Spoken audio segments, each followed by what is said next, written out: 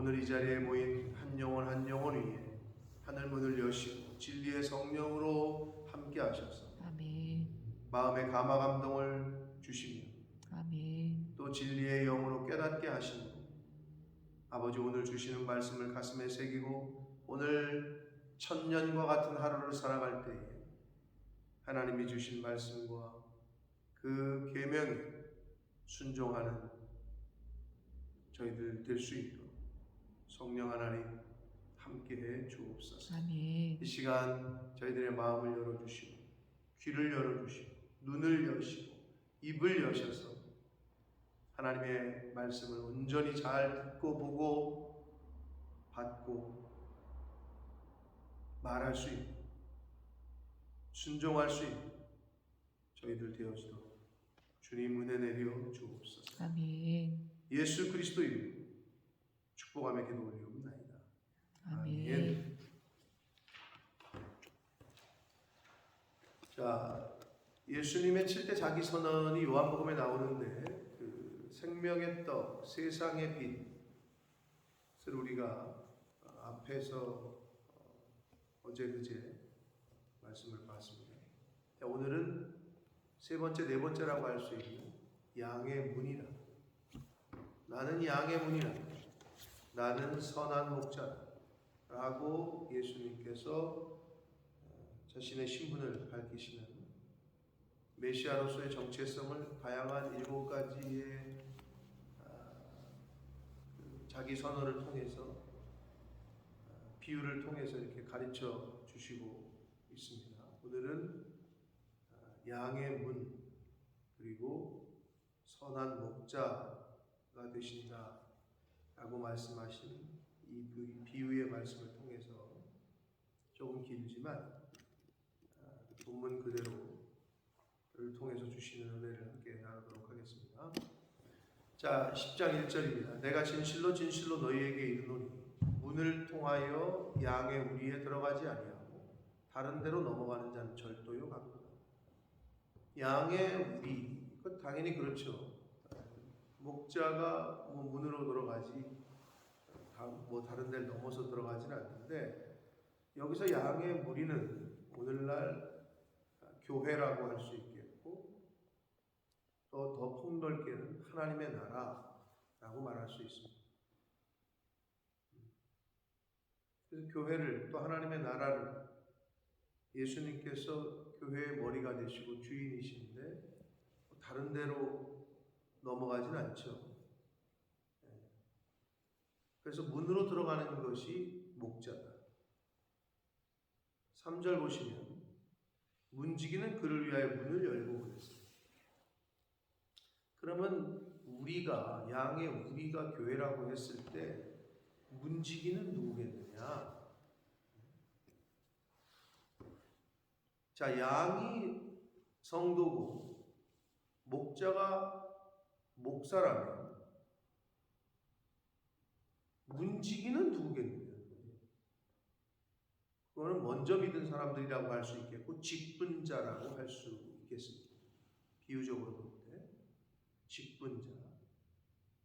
이 목자라는 표현이 그 포이맨이라는 단어인데 이 포이맨이라는 데서 파스터가 왔어요. 파스트롤, 옥회라고 하는 그 단어는 영어의 파스트롤이라는 단어는 여기 포이맨이라는 단어에서 온 것이다.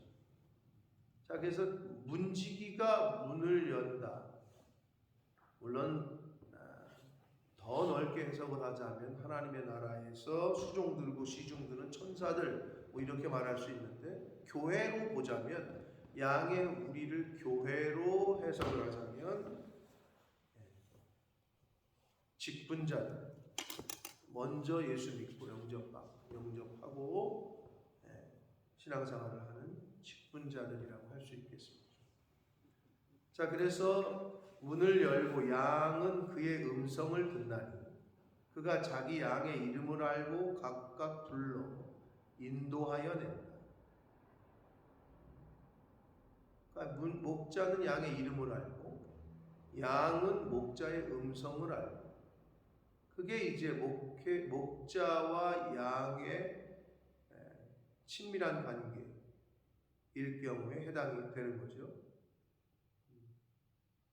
그래서 목자가 자기 양을 아는 게 당연한 거고, 양은 자기 목자를 아는 게 당연한 거고, 이 산책하는 주인과 사람과 개를 보면 풀어놔가지고 막 저기서 뛰어다니다가도 주인이 뭐라고 소리를 한번 내면 귀신같이 알아듣고 다시 온단 말이에요. 꼭 사람 말을 알아듣는 것처럼. 그게 이제 음성을 알아듣는 거죠. 음성.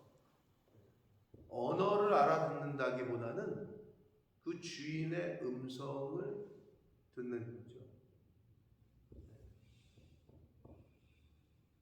그런데 그게 하루아침에 되겠어요? 그 개가, 강아지가 주인의 음성을 듣기까지 하루아침에 되겠냐? 안 되겠죠. 그만큼 훈련을 시켜야지. 그리고 그만큼 오래됐겠지.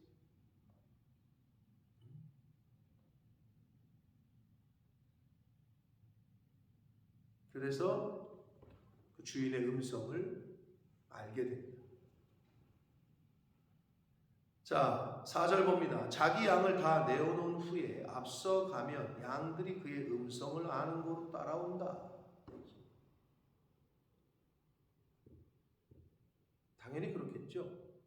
목자가 인도를 하는 거니까 양을.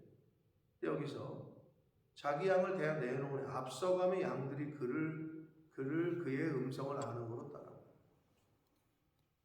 그러니까 목자가 앞서가면 양들이 따라오는 거예요.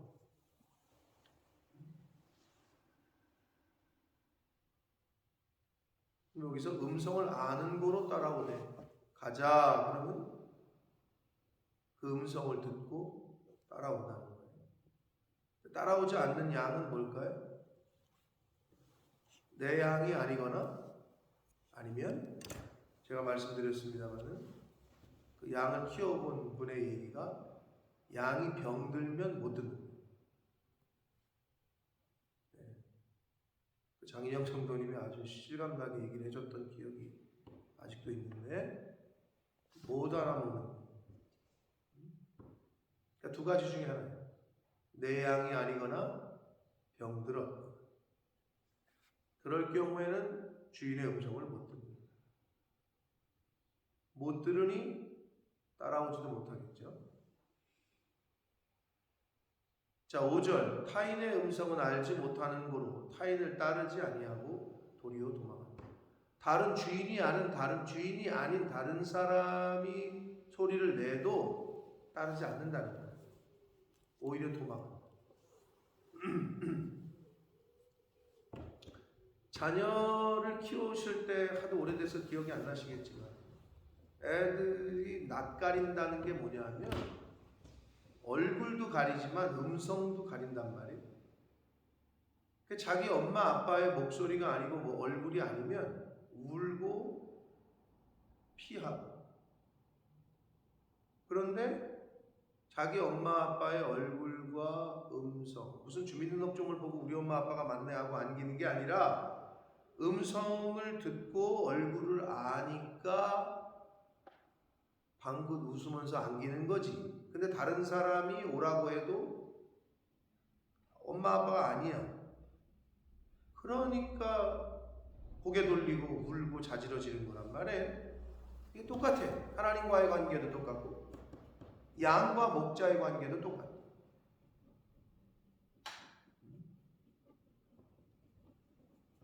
타인의 음성은 알지 못하는 거로 타인을 따르지 아니하고 도망한단 말이에요. 아이가 엄마 아빠의 음성이 아니면 안기지 않듯이 비슷한 얘기예요. 동일한 얘기예요. 그래서 이렇게 이 비유로 얘기를 하셨어요. 예수님께서 비유로 그들에게 말씀하셨으나 그들은 그가 하신 말씀이 무엇인지 알지 못해요. 여기서 말하는 그들은 누구냐? 바리새인과 사두개인들을 비롯한 종교 지도자들입니다. 근데 알지를 못해요. 깨닫지를 못해요. 그래서 예수님께서 7절 다시 이르시되 재차 가르쳐 주셔요. 내가 그 양의 문이다 라고 가르쳐 주십니다. 아예 직접적으로. 내가 진실로 진실로 너희에게 말하노니 내가 양의 문이다 라고 말씀을 하십니다. 그러니까 아예 이 깨닫지를 못하고 있는 사람에게 직접적으로 얘기를 하십니다. 내가 양의 문이다. 그래서 나보다 먼저 온 자는 다 절도요 강도니 양들이 듣지 아니했다라고 말씀합니다. 그러니까 예수님 이전에도 있었고 이후에도 수많은 이단들이 있었습니다. 지금도 마찬가지고 예수님 이전에도 그랬고 그들은 다 절도고 강도다. 도둑놈들이다 이거예요. 9절 내가 문이니 누구든지 나로 말미암아 들어가면 구원을 받고 또는 들어가며 나오며 꿀을 얻는다. 자, 교회를 들어가고 나오고 하면 꿀을 얻는 거예요. 교회의 머리가 예수 그리스도이시기 때문에 하나님의 집이기, 아버지의 집이기 때문에 자식들이 부모 집에 가가지고 왕래를 하면서 엄마 아빠가 싸주는 것들을 김치를 싸가지고 오고 농사진 거 가지고 오고 된장 고추장 가지고 왔다 갔다 하면서 갖다 먹는 것처럼 아버지 집에 들락날락거리면서 꼴을 얻는 거다라고 말씀합니다. 근데 아버지 집에를 왕래를 안 하면 교회를 들락날락을 안 하면 꼴을 얻을 수가 없겠죠. 그 말씀을 하고 있습니다. 그러니까 영적인 양식, 영의 꼴을 얻는 곳이 바로 예수 그리스도 그리고 예수 그리스도께서 머리로 계신 교회라고 보시면 됩니다. 예수님이 문이라는 거예요. 그리로만 들어가요. 그리로.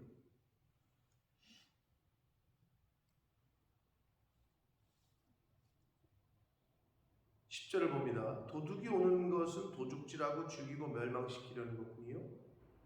그런데 내가 온 것은 예수님이 오신 것은 양으로 생명을 얻게 하고 더욱 풍성하게 하려는 것이다. 그러니까 이게 이제 결과적인 거죠. 열매로 아는 건데 그러니까 내가 가는 곳에 풍성함이 있는지 내가 가는 곳에 생명이 있는지 아니면 내가 가기만 하면 생명력이 있던 불도 꺼뜨리는지 아니면 내가 가기만 하면 평화가 있는 곳에 분쟁을 일으키는지 그러니까 이건 이제 열매로 하는 거란 말이에요. 그래서 예수님이 오신 것은 양으로 생명을 얻게 하고 더 풍성히 얻게 하려는 것이다. 이런 열매가 나타나는지를 보면 됩니다.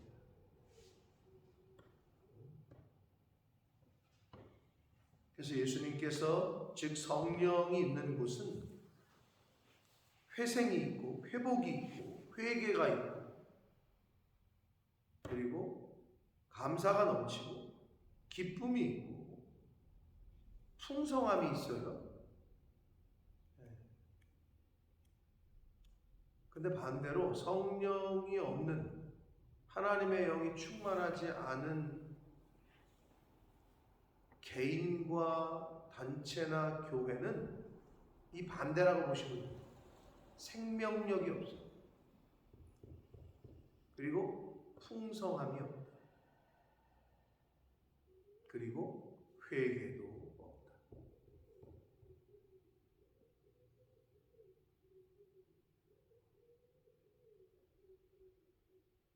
자, 이렇게 계속 설명을 하시는데도 못 알아먹자 예수님께서 다시 한번 자신의 정체를 드러내시면서 말씀하시기를 11절 나는 선한 목자라.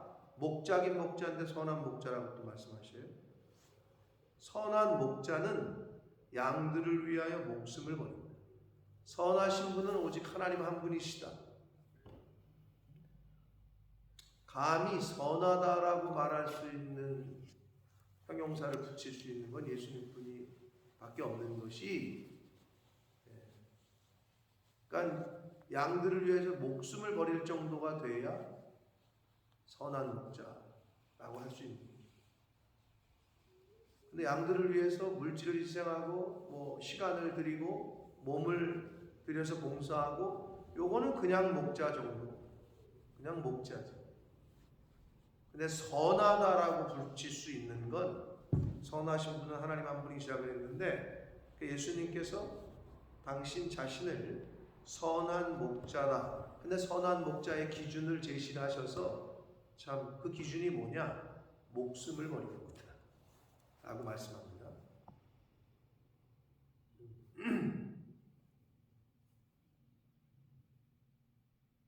예수님께서 실제로 그렇게 하셨죠. 그러면서 선한 목자와 반대되는 삭군을 얘기를 합니다. 삭군은 목자가 아니요, 양도 제 양이 아니라. 여기서 비유적으로 말하는 삭군은 바리새인과 사두개인들, 당시의 종교 지도자들을 비유적으로 책망하시는 거예요. 이리가 오는 것을 보면 양을 버리고 달아나니 이리가 양을 물어가고 또 해친다. 달아나는 것은 그가 삭군인 까닭에 양을 돌보지 아니하기 때문에. 그런데 나는 아니다. 양을 위해서 목숨을 내놓는다.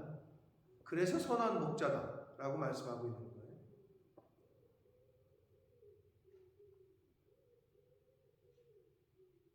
그래서 나는 내 양을 알고 양도 나를 아는 것이, 이 알고라고 번역한 이 헬라어의 단어 기노스코라는 단어인데요. 히브리어는 야다라는 단어인데 히브리어로는 이게 뭐냐면 그냥 안다. 내 저 사람 알아. 이름 안다는 얘기가 아니잖아요. 그 뉘앙스가.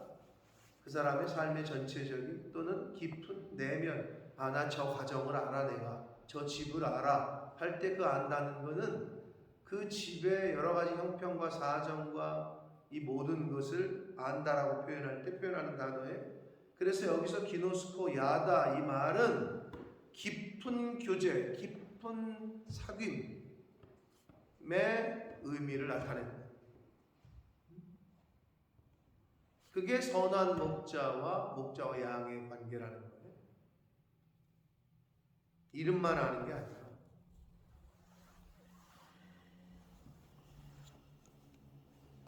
그래서 이런 거죠. 하나님께서 하나님의 자녀들 또는 크리스찬들, 하나님을 믿는 사람들을 하나님이 아는다라는 것은, 그러니까 목사가 성도를 안다라고 얘기한다는 것은 인정하고 승인하는 거예요. 그러니까 레퍼런스를 쓸 때 나 저 사람 알아. 그게 내가 레퍼런스를 써줄 수 있을 정도로 인정하고 승인하는 거예요. 그게 하나님, 예수님이 양을 안다 라고 할 때 아는 거고, 그러면 사람이 하나님을 알고 예수 그리스도를 안다라는 거는 또 어떤 의미냐? 그게 신앙 고백이에요. 나의 신앙 고백을 하나님 앞에 하는 것. 그러니까 그 사람의 신앙 고백을 들어보면 저 사람이 하나님을 알고 있는지, 하나님과 어떤 관계인지를 알 수가 있어요. 그 자기 자신의 신앙 고백을 들어보고, 그리고 기도하는 거를 들어봐. 그게 이제 인간이 하나님을 안다. 진짜 아는 건지, 이름만 아는 건지, 돌 김용옥이처럼 지식적으로만 아는 건지 아니면 진짜 체험을 한 건지 경험이 있는지.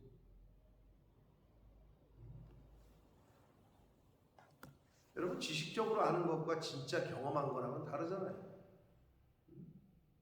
TV를 봐서 아는 것과 내가 직접 경험하는 것과 이건 다른 듯이 그런 아는 것, 그런 거를 말합니다. 15절 아버지께서 나를 아시고 내가 아버지를 아는 것 같이. 이건 뭐 하나님과 우리는 이미 알고 있으니까 뭘 알아요? 삼위일체를. 아버지가 예수님을, 예수님이 아버지를 안다. 완전히 단일이 되고 그냥 하나잖아요. 삼위일체 교리를 어떻게 설명하기가 어려운데 그냥 하나야. 단일이야 완전히. 그 정도의 아는 걸 말하는 거예요. 그 정도의 아는 것. 그러니까 아버지께서 나를 알고 내가 아버지를 아는 것 같이. 그 정도가 되면 나는 양을 위하여 목숨을 버립니다.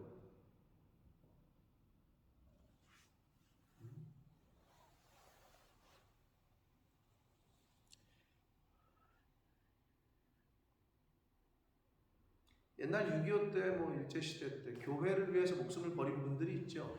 피난을 해도 빨갱이가 쳐들어오는데 남아있으면 죽는 걸 알면서도 교회를 끝까지 지켰다는 여러 믿음의 선배들의 이야기가 여러 군데서 전해지는데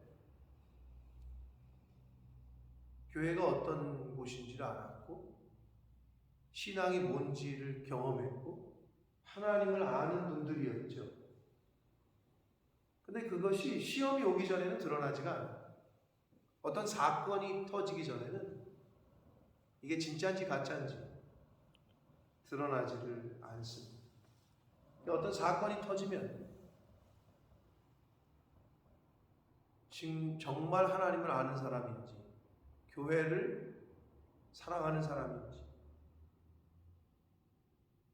그것이 드러나게 돼요. 사건이 오기 전에는 늘 말씀드리지만 학생이 시험을 보기 전에는 얘가 평소에 공부를 하는 사람인지 아니면 수업 시간에 딴짓했고 집에 가서 공부를 안 했는지를 알기가 어렵다. 그러니까 시험 보는 게 좋은 거죠. 시험을 봐야 분별이 되고 드러나니까.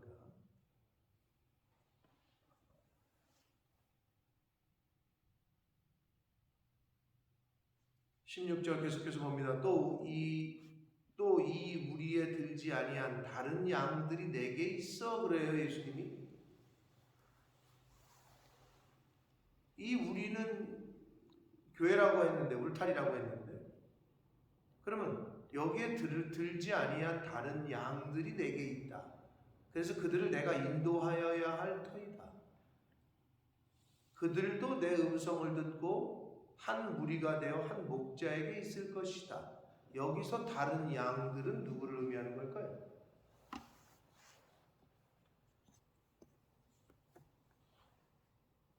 문맥상 누굴까요? 그걸 이해하시면 본문을 어느 정도 해석을 하고 계십니다. 다른 양들, 다시 말씀드리지만 염소가 아닙니다. 여기서 말하는 다른 양들은 유대인이 아닌 이방인들을 말하는 거예요. 유대인이 아닌 이방인들. 복음은 뭐 유대인들만을 위해서 주어진 게 아니니까 만인을 위해서. 근데 이제 이 당시로 들어가면 다른 양은 바로 이방인들 중에 크리스찬들, 이방인 크리스찬들을 말하는 거예요. 그래서 그들도 예수님이 인도해야 되고 그들도 내 음성을 듣고 한 무리가 되어 한 목자에게 있을 것이다 라고 말씀합니다.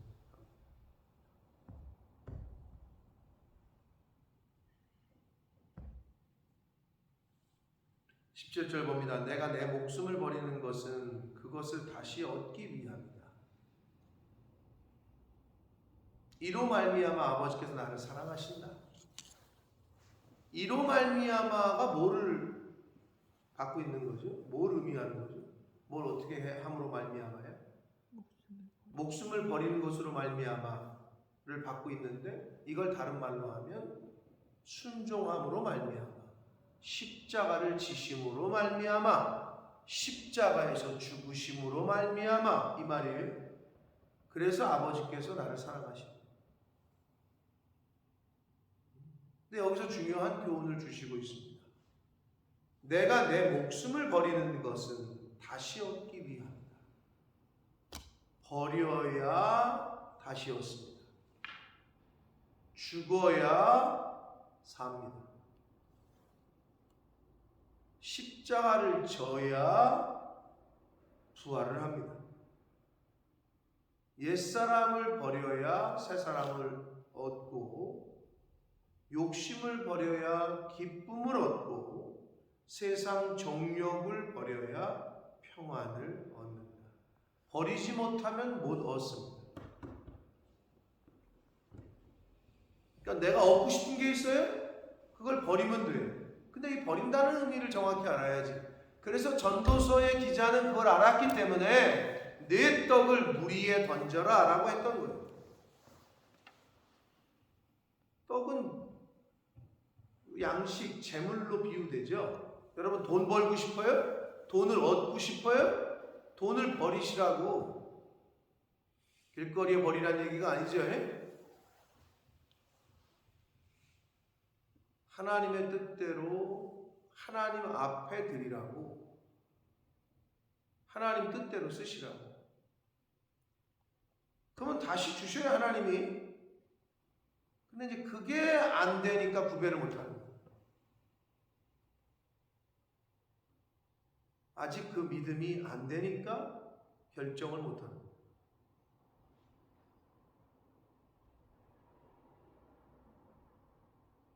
이 세상은 물질이냐 하나님이냐라고 하나님이 가르쳐 주셨어요. 성경에 이미 두 가지밖에 없어요. 둘 중에 하나를 버려야 다른 하나를 얻는 거예요. 버려야 얻을 수 있다. 근데 18절, 이를 내게서 빼앗는 자가 있는 것이 아니라, 즉 예수님께서 십자가를 지시는 것은 로마 사람들이 또는 종교 지도자들이, 유대인들이 예수님의 목숨을 예수님에게서 빼앗는 것이 아니라 내가 스스로 버리노라. 야, 정말 멋있지 않습니까? 그러니까 예수님께서 십자가에서 죽는 거는 니들이 나를 죽이는 게 아니라 내가 스스로 죽는 거다. 스스로 버리는 것이다 라고 말씀하시면서 멋있는 말씀이 나오죠. 나는 버릴 권세도 있고 다시 얻을 권세도 있다. 주권자 하나님, 예수님의 정체가 확연하게 드러납니다. 나는 버릴 권세도 있고 다시 얻을 권세도 있다라고 말씀합니다. 그러니까 예수님을 누가 로마 사람들이 죽이는 게 아닌 거죠. 그러니까 여러분 이렇게 생각하시면 됩니다. 하나님을 믿는 하나님의 사람들은 사고가 나를 죽이는 게 아니라, 암이 나를 죽이는 게 아니라, 기독교인들에게 있어서의 죽음은 하나라 그랬어요. 오직 하나님이 부르시는 거예요. 이건 뭐 기독교인뿐만 아니라 모든 사람에게인데, 암이 나를 죽이는 게 아니고 교통사고가 나를 죽이는 게 아니라 하나님이 나를 부르시는 것밖에 없다. 근데 그 하나님은 나를 죽이실 수도 있고 살리실 수도 있는 분이다. 할렐루야. 저와 여러분이 그걸 믿고 있는 거 아니에요. 아니 그 믿음이 없으면 이 세상을 못 알아. 이래고 살아. 예수님이 그 얘기를 하시는 거예요. 나는 버릴 권세도 있고 다시 얻을 권세도 있다. 그러시면서 이 계명은 내 아버지께서 받았다라고 말씀하십니다. 자, 여러분 여기서 이 계명이라고 말한 이제 헬라어 언어가 좀 중요한 단어인데 엔톨레라는 단어인데요. 이게 명령이라고도 해석이 되고 계명이라고도 해석되는데 이 엔톨레는 뭐냐면 하나님이 명령을 하시는데 중요한 거 명령은 강제성이 있어야 되잖아요. 근데 이게 강제성이 없는 계명과 명령이에요. 하나님의 명령이긴 하나 강제성이 없는. 즉 무슨 말이냐? 자발적인 순종. 그러니까 너 십자가를 져야 되겠다. 십자가라는 명령을 주셨어. 그런데 하나님께서 이거를 강제로 억지로 하지 아니하셨다는 거야. 예수님께서 자발적으로 이 엔톨레 이거에 대해서 자발적인 선택으로 스스로 취하는 걸 말해요. 그런 게 엔톨레야. 네? 오늘날에도 하나님의 명령 엔톨레는 저와 여러분에게 주어져요. 교회가 그런 곳이야. 목사가 얘기를 해. 근데 그거는 명령이기도 하고 뭐 방향을 얘기를 하는 거기도 한데 자발적이죠. 자발적으로 내가 선택해서 내가 저거를 받을 거냐 말 거냐는 자발적이야. 오늘날 우리에게도 엔톨레는 임하지만 이때 우리는 우리의 자유의지를 사용해서 스스로 선택을 해야 돼. 이게 엔톨레가 폭넓게 해석이 되면 어떻게 해석이 되느냐? 기독교에는 이 엔톨레가 있어. 다는 아니지만. 근데 천주교에는 잘 없어요. 왜 그런 줄 아세요? 여러분 천주교가 왜 시끄럽지 기독교보다 조용하고 시끄러운 일이 없는 줄 아세요? 거기는 엔톨레가 아니에요. 지금 무슨 말이냐? 교황청에서 오더를 내려. 서울교구 네가 가. 어디 뭐 천안교구 네가 가. 거기는 그냥 상명하복. 위에서 명령을 내리면 밑에서 그냥 받는 거예요. 사제 신부님들은 다 전 세계에 있는 모든 신부들은 교황청 소속이고 교황청에서 오더를 내리면 그냥 가는 거야. 그러니까 그냥 하나야. 천주교는. 그러니까 성도들이 뭐라고 가타부타 말할 적이도 없고 왜 함부로 못하느냐? 사제에게는 교황청의 권한이 있기 때문에 신부에게 뭐라고 하는 거는 곧 교황에게 블레임을 하는 거고 하는 거야. 그러니까 전혀 그런 일이 없어. 근데 기독교에는 이 엔톨레야. 목회자를 뽑는 것도 청빙하는 것도 요 천주교 같지 않아요? 근데 죄송하지만 이 감리교, 영국 감리교회가 성공회랑 거의 비슷하게, 물론 그 웨슬리가 성공회 신부였기 때문에 거의 뿌리가 같단 말이에요. 웨슬리 목사님이 감리교회 창시자라고 하는. 여기도 마찬가지야. 보니까 약간 천주교와 거의 비슷해. 조직이. 그러니까 목회자가 오고 안 오고가 성도들의 저기가 없어. 그냥 위에서 내리면은 그냥 오는 거야. 근데 감리교가 그래. 한국 감리교도 좀 비슷해. 제 친구 목사도 한국 감리교 목사가 있는데 거기는 그 총회 그리고 그 저기에 권한이 굉장히 커. 그게 되더라고. 굉장히 약간 천주교랑 비슷하더라고 조직이. 근데 내가 이렇게 보니까 여러분 천주교회는 조용해요. 뭐 목회자 때문에 시비를 걸고 시끄럽고 이런 일이 전혀 없어요. 왜? 교황청에서 가라 그러면 가는 거고 너 오라 하면 오는 거야. 아무도 뭐라고 말 못해. 그러면 교황청에다 반기를 드는 건데. 근데 기독교와 개교회는 달라. 왜 그래요? 엔톨레야. 내가 자발적으로 자유의지를 들여서 내가 이거를 순종할 거냐 말 거냐가 나에게 달려있어. 아버지에게서 받았대. 이 계명을, 이 명령을. 뭐를? 십자가를. 그런데 아까 예수님이 뭐라 그랬어요? 나는 내가 스스로 죽는 거지 내 목숨을 누가 빼앗는 게 아니다. 이게 엔톨레라는 거예요. 십자가의 사명을 임무를 받았지만 내가 그거를 순종할 거냐 말 거냐는 나에게 달렸다는 거죠. 교회에서 뭔가 목회자가 제시를 하는데 그걸 듣고 따라올 거냐 말 거냐, 그건 각자의 몫이라는 거지.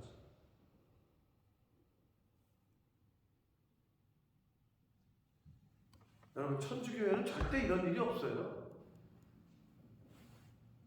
왜? 그냥 교황청에서 오더를 내리면 그걸로 끝이에요. 근데 기독교는 그렇지 않다. 이 엔톨레라는 단어 자체가 그런 참 의미를 줍니다. 하나님께서 십자가 구원 사역 프로젝트를 준비하셨지만 예수님이 그것에 순종함으로 받아들이셨다. 오늘날 교회에서도 마찬가지입니다.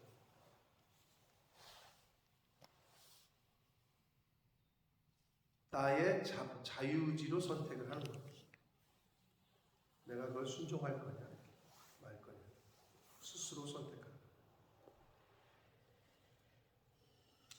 이렇게 쭉 설명하셨어요. 나는 양의 문이고 나는 선한 목자다. 그랬더니 19절이 재밌어요. 이 말씀으로 말미암아 예수님이 자기를 양의 문이라고 설명하고 선한 목자라고 설명하고 쭉 얘기를 하셨어. 그랬더니 이 말씀으로 말미암아 유대인 중에서 뭐가 있었대요? 분쟁이 있었대요. 다시 말씀드려요. 천주교는 분쟁이 없습니다. 왜? 엔톨레가 아니기 때문에. 그냥 상명하복이라니까 거기는. 왜 서울교구 대교구장을 왜 이 신부님으로 했어요? 뭐 저 신부님으로 했어요? 이런 얘기를 누가 아무도 얘기를 안 해요. 왜? 거기는 교황이 곧, 교황의 말이 곧 하나님의 말, 명령이니까. 어떤 의미에서는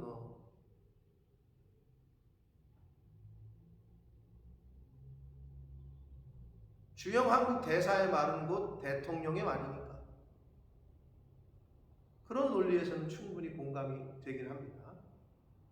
자, 그런데 예수님의 말을 듣고도 어떻게? 분쟁이 일어납니다. 그러니까 하물며 오늘날 교회겠어요? 예수님이 말씀하셔도 분쟁이 일어나는데 각 교회들에서 왜 시끄러운 게 어떻게 보면 왜 교회가 이렇게 시끄럽냐고 교회 안 다니는 사람들이 그러는데 사실은 시끄러울 수밖에 없는 거예요. 근데 여기서 이제 유대인 중에 다시 분쟁이 일어났다 그랬잖아요. 오늘날로 말하면 이게 뭐예요? 율법을 받고 복음을 들은 믿는 사람들 중에 예수님의 말씀을 듣고도 율법을 알고 십계명을 받고 했던 유대인들 중에서 분쟁이 일어났대요. 그러니까 오늘날 교회에서 목사님이 뭔 얘기를 하고 하면은 어떻게 돼?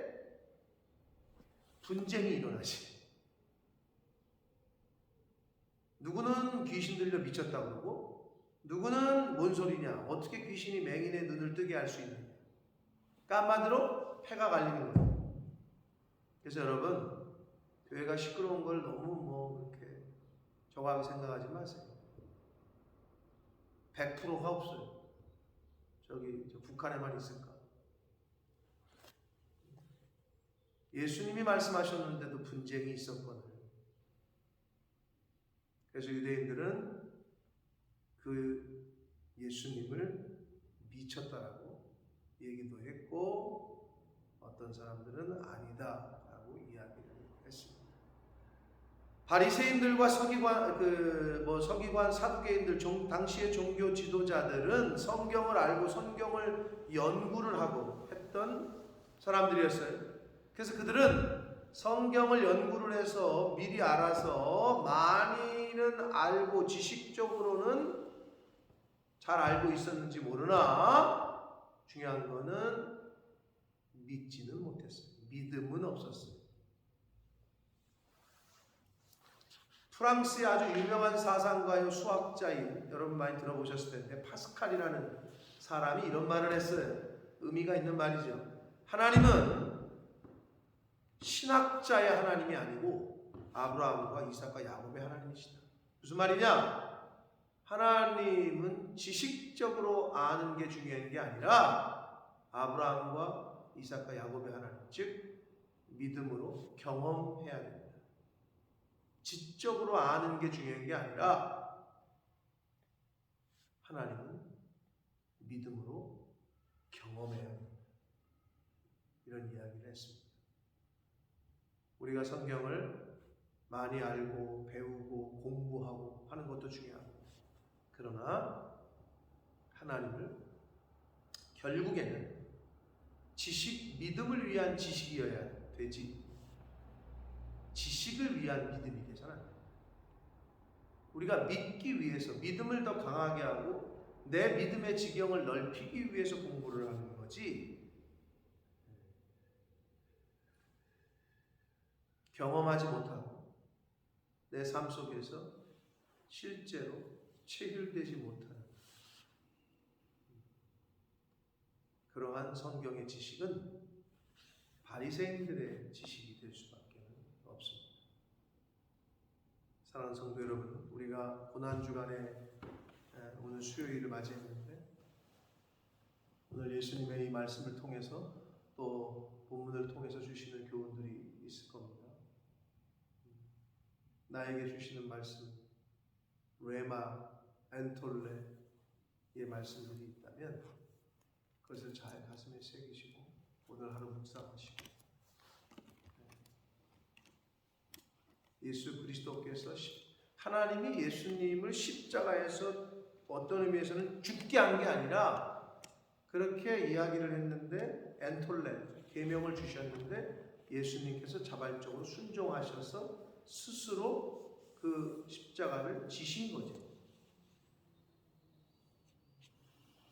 그래서 예수님께서 너 내 제자가 되려면 네 십자가 지고 나를 따라야 돼. 그런데 여기서 예수님께서 십자가를 억지로 지게 해서 억지로 따르게 하시진 않아요.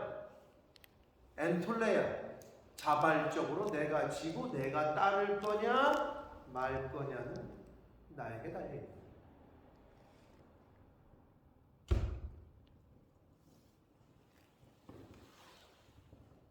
이 고난주간에 엔톨레의 예수님, 엔톨레의 십자가, 그것을 잘 믿음으로 선택하시는 저와 여러분 되시길 예수 그리스도 이름으로 축복합니다. 아멘. 살아계신 하나님 아버지, 감사와 찬송과 영광을 올려드립니다. 나는 양의 문이라, 나는 선한 목자라 하시며 당시의 종교 지도자들과 유대인들에게 진리의 말씀을 교훈해 주시고 가르치셨습니다. 그러나 그 말씀을 들은 유대인들 사이에 분쟁이 일어났습니다. 누구는 미친 소리다 저 소리는, 누구는 그건 아닌 것 같다. 아버지, 십자가의 사명을 주셨을 때 나보러 죽으라고? 미친 소리 아니야? 라고 생각할 수 있으나 예수님은 그 십자가의 명령에, 계명에 순종하시는 걸 선택했습니다. 하나님께서 오늘날 사는 저희들에게 엔톨레를, 계명을, 명령을 하실 때가 있습니다. 그러나 그 명령은 지극히 자발적으로 우리의 자유의지를 들여서 순종해야 하는 것임을 깨닫습니다. 아버지, 하나님의 감화감동하심에, 성령의 감화감동하심에 우리의 자유의지를 들여 믿음으로 선택하고 믿음으로 순종하는 제가 되게 해주시고 이 자리에 하나님의 자녀들 모두가 되게 하여 주옵소서. 아멘. 예수 그리스도 이름으로 축복하며 기도드립니다. 아멘.